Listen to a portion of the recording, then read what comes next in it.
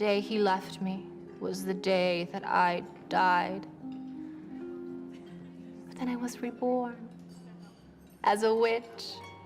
I must admit, I had to watch the movie The Love Witch several times to really get it. And yes, I love everything about the movie. I love the set design, the color saturation, even Elaine's makeup. Everything about this movie is incredibly on point. But what I love most about The Love Witch is that it's not your typical horror film. It's beautiful. And unlike other masked villains such as Jason and the hideously burned Freddy Krueger, Elaine, the main character, is beautiful. She's a killer, yes, but she kills for love, not for revenge and power. So what the movie Love Witch does, it does a great job at exploring the theme of love in itself and how love can be fearsome. Let's face it, falling in love feels like a roller coaster ride with really high highs and really low lows. And for people like Elaine, who really isn't wrapped too tightly, it can even become an addiction. A love addiction, in fact. So in this video, I'm going to explain to you why the Love Witch is really about love addictions, how they work, how they're similar to love spells, and how the fictional character Elaine became an addict. So stay tuned. Indeed. Those who practice human sacrifice are the Black Witches, who perform blood rituals to gain demonic powers and to bind their members together in secrecy.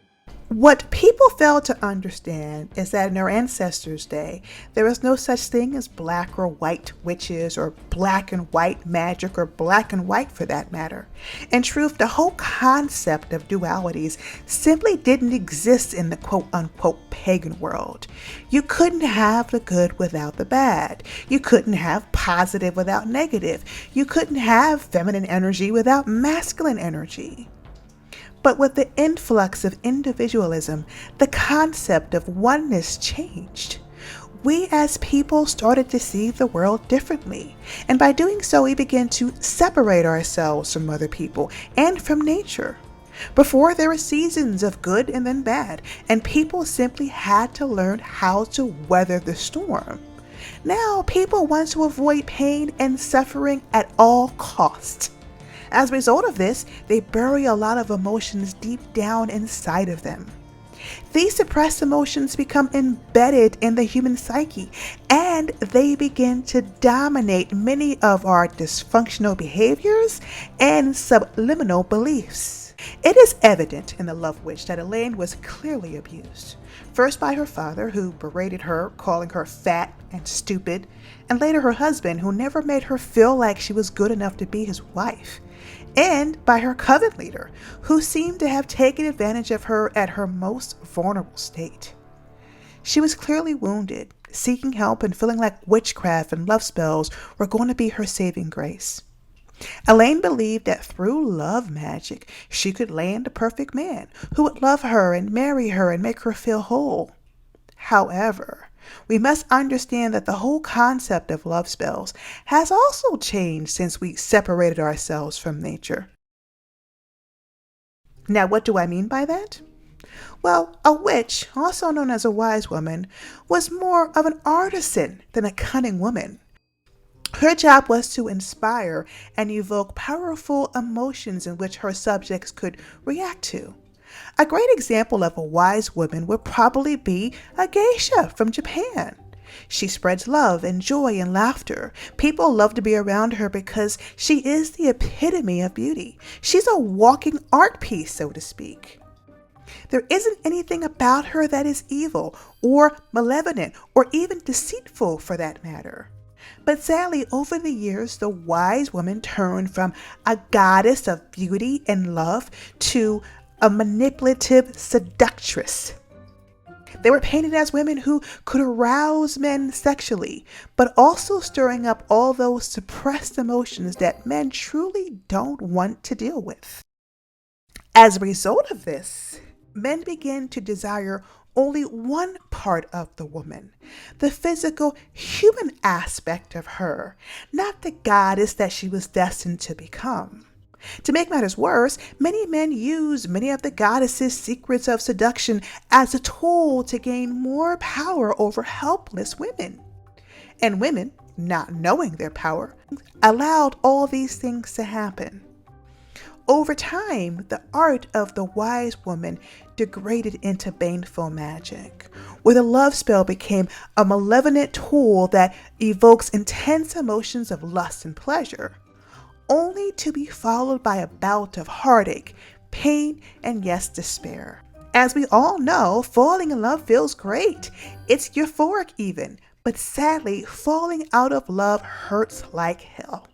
Why? Well, because we don't only feel the pain from our current relationship, but we feel the pain from all the previous breakups that we've had all throughout our history. And sometimes the pain is so bad that it can destroy us from the inside out. This is why I believe that love addictions are so prominent today. It allows us to live in this fantasy world. Besides, the mind can't tell the difference between an experience that is real from one that is imagined.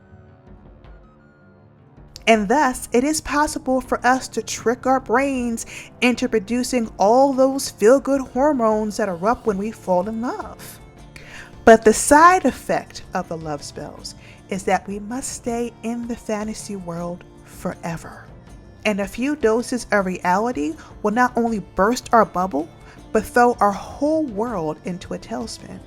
Now, we've seen this whole concept of love addictions before in HBO's hit series Euphoria, where Cassie needed to have a man.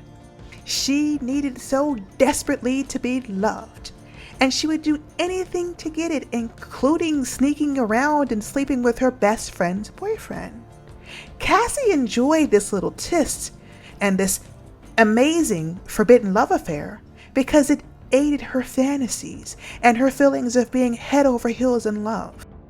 And a lot of beautiful women like Cassie and Elaine understand their power and the power that they have over men. And thus they may get a sick sense of pleasure every time they can bring a powerful man down to his knees. These women are the manipulative seductress that the goddess has turned into, and they use terrible ways to gain power and to exploit people's pain and weaknesses. Now, you may be thinking that having a love addiction doesn't seem too bad. Besides, you can live in a fantasy world and experience all the great things about a relationship, but then you don't have to experience any of the bad. But that's the problem. It's just a fantasy. Sooner or later it must end. And once it ends, you're going to have to find someone new to fantasize about. And as you go through a slew of partners looking for the one, you're going to recognize certain patterns. Like Elaine, you'll be attracted to certain types of men.